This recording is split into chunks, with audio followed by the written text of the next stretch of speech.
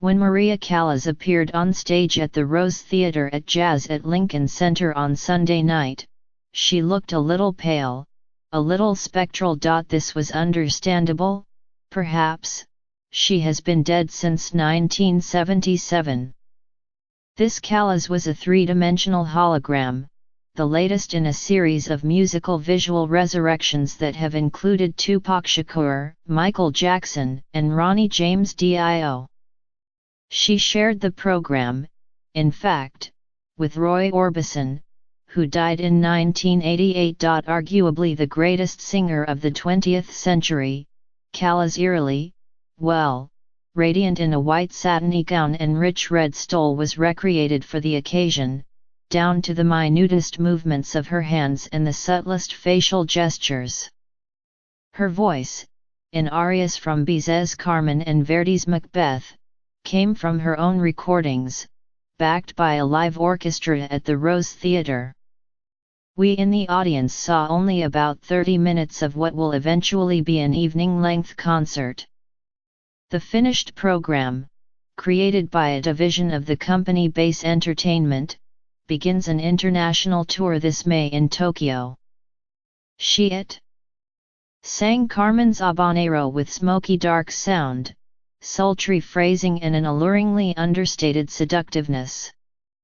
At times she turned sideways, glancing over her shoulder to deliver a sexy line, grasping her stole in her arms. It was amazing, yet also absurd, strangely captivating, yet also campy and ridiculous.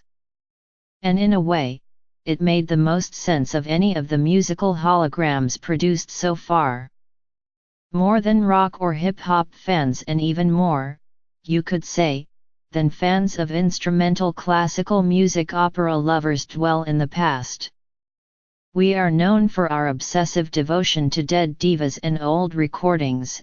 It can sometimes seem like an element of necrophilia, even, drives the most fanatical buffs. Callas aficionados, in particular, have long been insatiable in their hunger for every scrap of La Divina's artistry and persona. Every studio recording she made has been issued, reissued, remastered and re-remastered, several times over. Callas would have been dismayed to know that even her most flawed live performances have been legitimized and released. Alas, her career mostly predated the era when film and TV routinely came to international opera houses. We have some wonderful films of Callas in concert. And there is an amazing video of her in Act 2 of Puccini's Tosca in 1964. But no full operas by one of the greatest singing actresses in history. This hologram performance can seem to fill in a bit of that gap. The operatic voice, and the art form itself, can feel so fragile. What better way to represent that fragility while also reviving it, in a kind of séance than a hologram? The respected stage director Stephen Wadsworth, with a distinguished record in opera and theatre, including a production of Terence McNally's Master Class, about Callas, is the creative director for this Callas in concert. In introductory comments, Mr. Wadsworth said that the project has tried to present Callas with restraint, subtlety, and delicacy. The notion of a singing hologram might seem incompatible with such a goal. Yet moments during Sunday's preview were surprisingly affecting. After the habanero from Carmen, this Callas sang the Act 3 scene in which Carmen reads her fortune in some cards and sees death foretold for herself and her lover. In the recording that was used, Callas's singing was chillingly subtle and sad. In the hall, however, the sound was a little spotty, at times tinny. The producers say they are still tweaking the technology. At the end of the excerpt, the holographic Callas tossed Carmen's cards into the air above her, where they hovered in space for a moment before slowly drifting down, an effect that allowed the conductor time to segue seamlessly into the next aria, from Macbeth. Though a melodramatic touch, it worked. If you're going to use hologram technology, then it makes sense to go all out and create something new, rather than just copy a standard concert. There were several stretches during Lady Macbeth's sleepwalking scene that got to me, mostly because the real Callas' singing on the recording was so honest and revealing. At her best, Callas redefined what it meant to sing beautifully.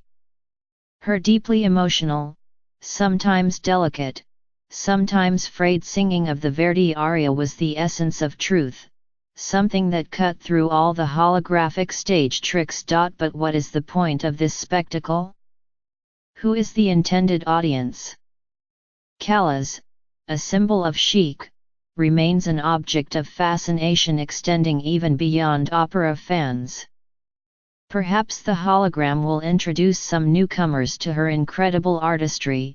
I'd urge everyone to listen to Callas's extensive discography. Like so many now, I loved her without ever seeing her live. This holographic spectre was weirdly tantalizing, even if it hardly made up for that. The problem, as it always has been in opera fandom, will be if this spectre from the past prevents a full appreciation of the vitality of opera and singing today. Lovers of opera, more than probably any other art form, have always been too quick to complain that the golden age has long since left us, and have preferred to sit at home with their records rather than seek out young performers and live, necessarily imperfect performances. Rather than recommend that fledgling opera goers hear Callas's hologram, I'd tell them to get to the Metropolitan Opera, where Sonia Yankova and Anna Netrebko singing Tosca this season will tell them much more about what makes opera so endlessly exciting.